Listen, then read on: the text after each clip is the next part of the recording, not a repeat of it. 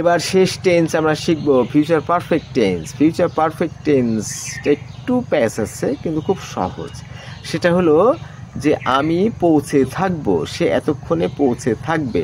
তার মানে কি ফিউচার পারফেক্ট টেন্সটা অতীত, কিন্তু এই অতীতটা কিন্তু আমার জানা নাই। তার মানে গতকালকে বলেছিল যে বিকাল 5টার সময় আমি ঢাকায় পৌঁছাবো, কিন্তু আজকে তো 5টা পার হয়ে গেছে, আমি তো জানি না যে সে পৌঁছাইছে কি না।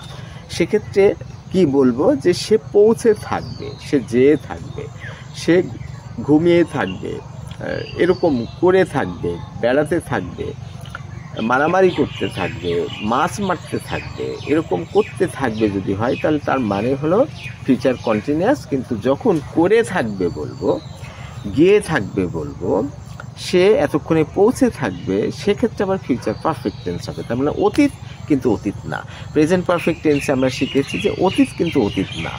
সকালবেলায় আপনি নাস্তা করেননি কিন্তু পরে আবার নাস্তা করতে পারবেন, প্রেজেন্ট পারফেক্ট টেন্স।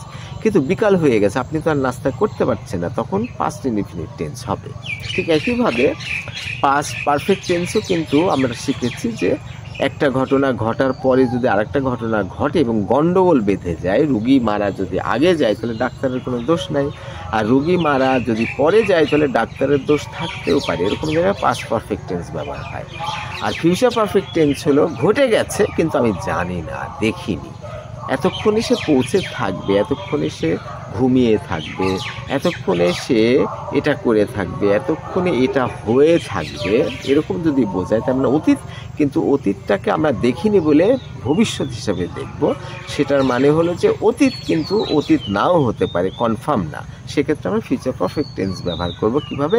সে পৌঁছে থাকবে, সে খেয়ে থাকবে, সে মেরে থাকবে, সে গাছ কেটে থাকবে, সে ব্রাশ করে থাকবে। তাহলে he will have brushed his teeth by this time. এতক্ষণে তার ব্রাশ করা হয়ে থাকবে, হয়ে গেছে বললে হবে না, হয়ে থাকবে। এইটাই হলো ফিউচার পারফেক্ট টেন্স। এবং এটার অক্সিলারি ভার্ব হলো দুইটা।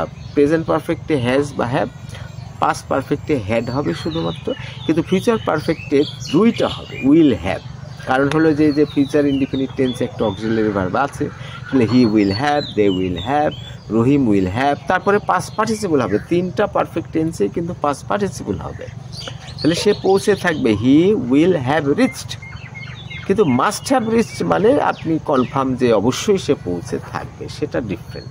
তাহলে he will have finished his work, he will have finished his exam, he will have finished watching television. তার মানে শেষ হয়ে থাকবে, he will have reached Dhaka by this time. Thank you.